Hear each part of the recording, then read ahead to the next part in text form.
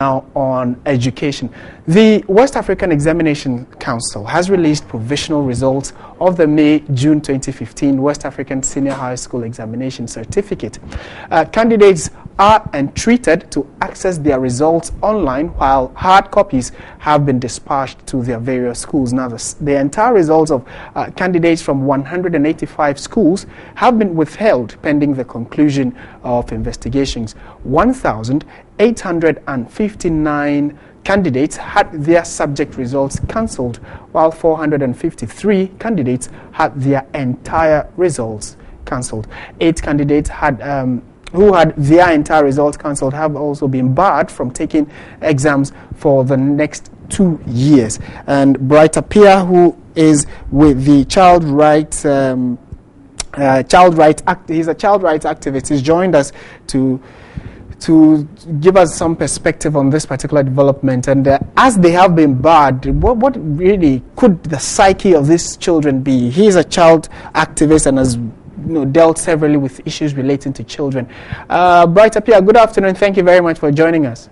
Yeah, good afternoon. Great. From where you sit, do you think that the decision by WAEC to cancel a number of these papers and then also barring some of the pupils from writing in the next 2 years have any psychological effect on the children?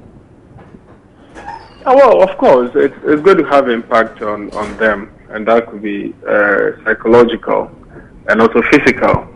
But what is most important is for us to also investigate why WAEC is taking that decision. Because we all know that when it comes to leakages of examination, which they themselves have also acknowledged that the systems are not that effective as it's supposed to be. So if there is anything at all that they need to do, I think that the focus needs to be on setting up the system so that we can reduce the extent to which we experience the leakages, so that we save the face of our children, because they are going to go through all the things that we are talking about. They are psychologically, they are going to be affected. So to what extent can we reduce that impact? That is what, for me, we need to focus on.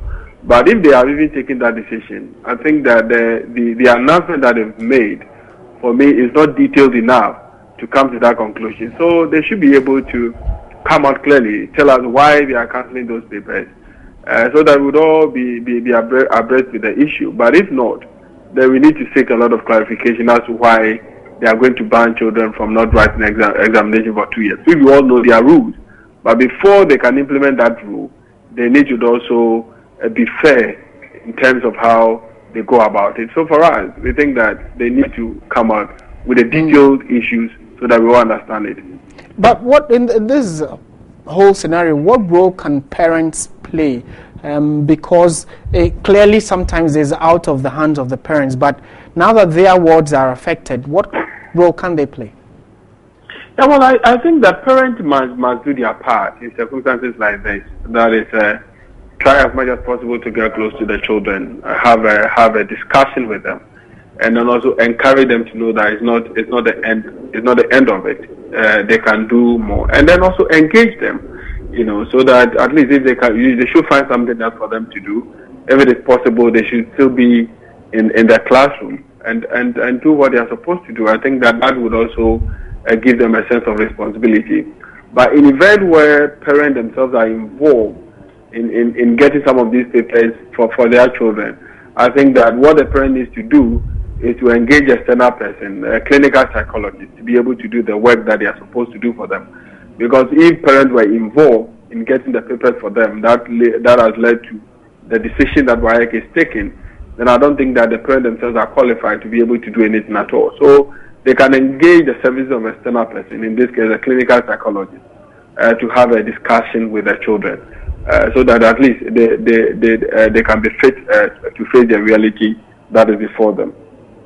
We are grateful for your time, Bright Appiah, and you have espoused what you think that could be affecting the children psychologically. Now let's speak with a retired educationist who is in Kumasi, Abraham Kweku JC. Good afternoon, sir. Thank you very much for your time. Thank you. With the upsurge of issues of examination malpractices, we want to find out from you, Where can we lay the blame? We don't want to play the blame game, but certainly someone is not doing something right along the chain. Is it the parents? Is it the teacher? Is it the child involved? It's only because we are talking of examination malpractice that we should probably confine ourselves to that. But otherwise, I'm going to say there seems to be a general breakdown in our moral standards or values. Today we are talking about examination. Tomorrow we'll talk about something else. What I see happening, I'm not saying it happened just today, 10th August 2015. It's been building up. We seem now to think that the method doesn't matter. What matters is the result that you get. But let's concentrate on examination. How long shall we continue to have this story, year after year, that something has gone wrong with our examination in schools? When? Oh, yes, parents come in for a share, because after all, it wasn't the children, the BECE candidates, who I'm sure went to examinations council to buy papers. It's parents who have the money. I don't think you can buy a paper for just 1 cedi. Parents and guardians have the money, and they are prepared to discard moral values, moral standards. Of course, children feel that it doesn't matter as long as they can adopt some means to pass the examination. It doesn't matter. It's a whole society. And I am worried. I'm not speaking as a moralist. No. I cannot get on my moral high horse and condemn others. No. But what worries me, and should worry everybody, is what I've said appears to be a lowering of moral and ethical standards in our society.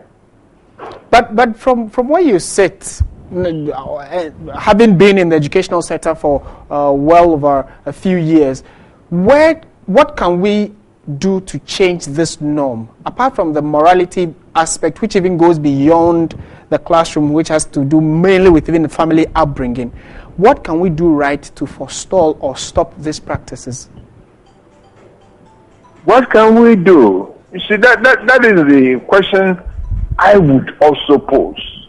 I'm not saying this kind of behavior suddenly erupted today. It's been building, but even though I have not conducted any research, I believe that the upside today is more frightening than it has always been. What can we do?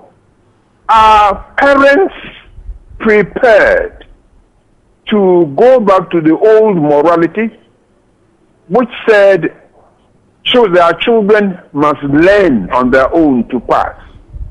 Are children prepared to learn and not think that at the last minute they can lay hands on examination papers so that they can pass?